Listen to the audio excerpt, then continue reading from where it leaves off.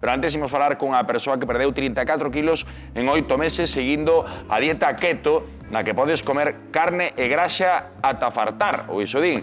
Marcos Ramos, boas tardes. Hola, boas tardes. En que consiste exactamente esta dieta? Bueno, a dieta é unha dieta que se basa en utilizar la como enerxía.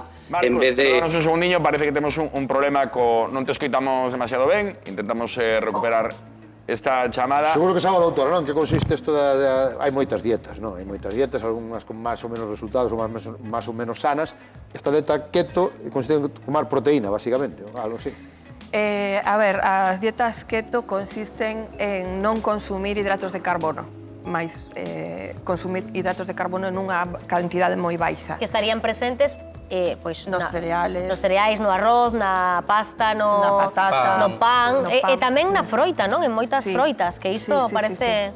Moitas froitas que son ricas en azúcar, pois tampouco se poderían consumir. Pois a ver como lle rebatimos a este home que perdeu 34 kilos en 8 meses. Estamos vendo as fotos do antes, non? Hai que ter en conta o tipo de dieta keto que se siga. Imos preguntar a él. Marcos Ramos, escoítanos ben agora? Vale.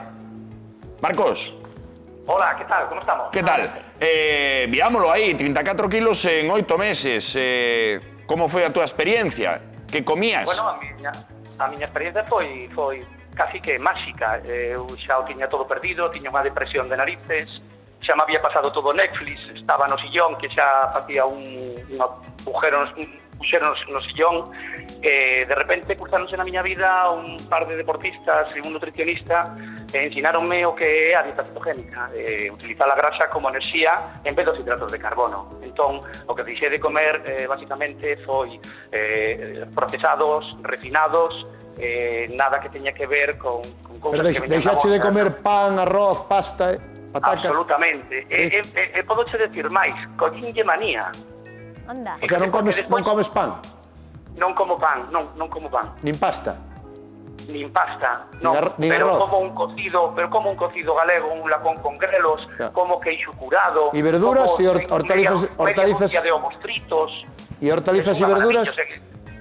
Perdón? Perdón? Digo, hortalizas e verduras?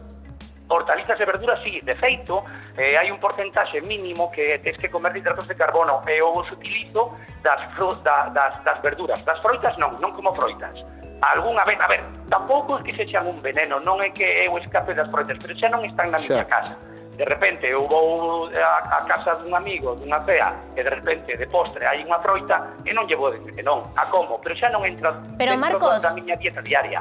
Agora que cadache o teu peso ideal, entendo, non? Que xa te atopas ti no teu peso ideal, para mantelo tes que seguir esta dieta o resto da túa vida. Pode ser que se abandoas sufras un efecto rebote. Que che dixo o especialista que te levou?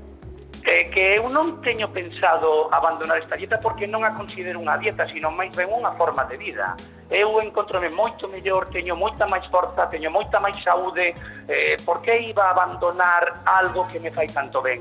Claro, entendemoste, claro, no teu caso, 34 kilos en 8 meses. De toda maneira, supoño, doutora, que isto que fixo el non vale para todo o mundo. Non, é unha estrategia de pérdida de peso que sí que é viable porque ese estado de cetosis nutricional ao que alcanza con este tipo de dieta sí que favorece a pérdida de peso, pero non todo o mundo o aguanta. A característica que me gustaría resaltar no caso do invitado de Marcos é que hai que ter en conta o consumo. El di que consume grasa saturada durante moito, o sea, lacón, non? Decía panceta. Claro, non estou de todo de acordo, sí que na dieta cetoxénica, porque nos no meu grupo de investigación traballamos coa dieta cetoxénica, pero baixa en grasa. Porque as grasas saturadas son peligrosas, ao final van a condicionar estados de saúde peligrosos como enfermedades cardiovasculares, promocionan moito o estrés oxidativo. Quería facer un apunte. Eu empecé isto porque o médico díxome que era candidato para infartar. Entón, que un día íbame a doer o brazo e que iba a ser o último que iba a recordar. Entón, eu puxeme con isto. na mentres estiven controlado polo médico e fíxome a análisis. Analíticas, porque esta é unha dieta que hai que facer analíticas para ver como responde, entendo co riles, o fígado, todo. Claro, control e saber o que está facendo. De todos os xeitos... Eu a día de hoxe, escoitade, eu a día de hoxe teño 48 de triglicéridos, teño 87 de HDL e teño 110 de LDL.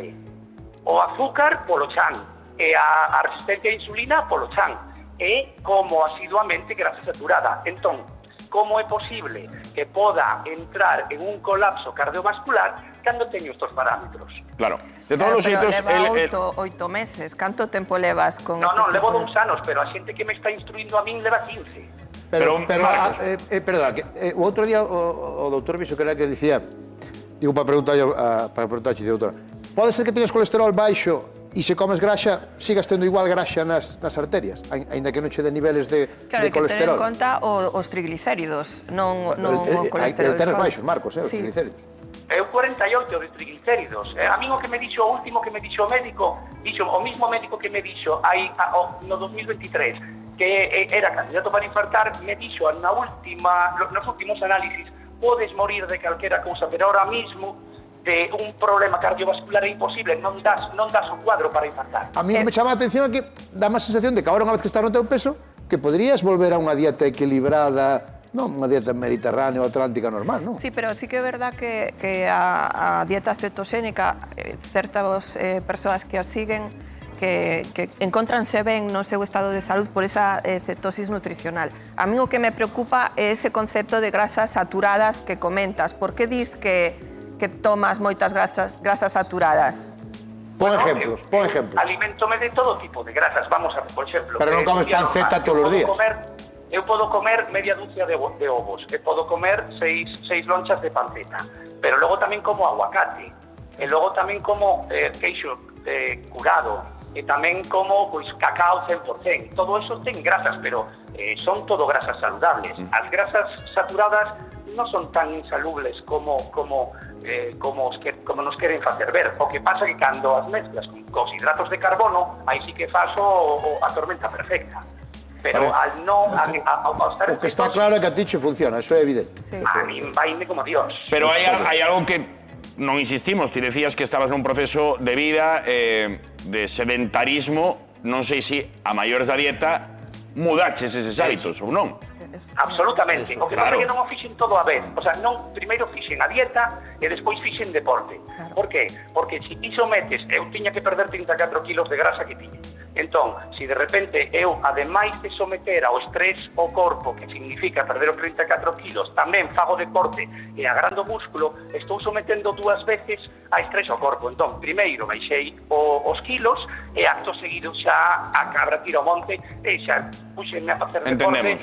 Sí, mellorou o ánimo do... Marcos, hai xente que sigue este tipo de dieta cetoxénica que fala tamén, sobre todo nos primeiros estadios, digamos, dunha serie de efectos secundarios bastante chamativos, pois que teñen que ver co tipo de suor, cos fluidos que excrementan, digamos. Non sei se a ti che pasou, se queres compartilo, porque a xente ás veces sorpréndese bastante. Sí, no, eu non tive nada de eso. Eu sí que notei, no momento que entrei en cetosis, notei unha forza a maiores brutal. Sí que notei moita máis enerxía do normal. Pero o mal aliento, o estreñimento, que tamén é algo que... Bueno, falan de diferente cor nos ouriños, estas cousas nas súas... Nada, eu non notei nada, eu foi todo para ben. A ver, tamén hai que ter en conta que eu estaba mal. Entón, sabes, o sea, peor non podía estar, xa estaba no sillón, sedentario, 104 kilos, depresivo, sabes, todo era mal. Entón, pois parabéns, de verdade, felicidades, porque no, pues moitas grazas, un traballo de vontade tamén, de vontade e de bueno, traballo. Eu espero poder seguir comendo cocidos todo o resto da miña vida, Eso está ben. O cocido é sano, o cocido é moi sano, verdad, doutor? O cocido é moi sano, claro. Sin abusar, como a todo. Acompañado de verdura. Como a todo. Pero bueno, tú fixeche a dieta e fixeche ejercicio, seguramente deixache de tomar alcohol, cando menos de forma moderada, non? Sí, exacto, claro. Sí, porque o alcohol al final é un hidrato de carbono. No, o alcohol o que fai é engordar, basicamente. No, en estado de cetosis non o podes tomar, porque rompes a cetosis. Claro. No, Entón, e non me ademais hai que valería. decir tamén outra cousa. O sea, se tú estás haciendo a dieta cetogénica, isto non é para andar a medias. Ou estás ou non estás. Si estás ca dieta cetogénica non podes tomar hidratos de carbono, porque entón sí que volvese peligroso, Aí No, sí dende logo que se che ve convencido e incluso agora, pois, decías que che causaba repulsa eses alimentos. Marcos, parabéns e moitísimas grazas por contarnos o teu caso. Gracias a vos. Gracias, Marcos. Unha aperta. Entonces,